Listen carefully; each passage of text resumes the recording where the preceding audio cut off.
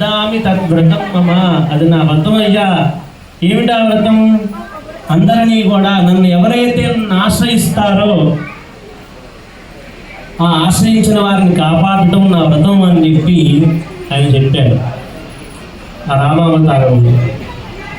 మరి ఇప్పుడు కృష్ణావతారంలో ఏం చేశాడు ఆయన?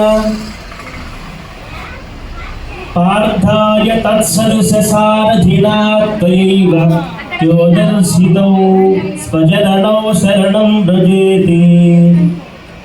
ఏదైతే ఆ స్వామికి పదాలు ఏవైతే ఉన్నాయో అతన్ని ఆ మోక్షాన్ని ఎలా పొందాలి, ధర్మ మార్గంలో ఎలా ప్రయాణించాలి అని చెప్పి పార్థసారథి అని చెప్తారు కదా కృష్ణ పరమాత్మని.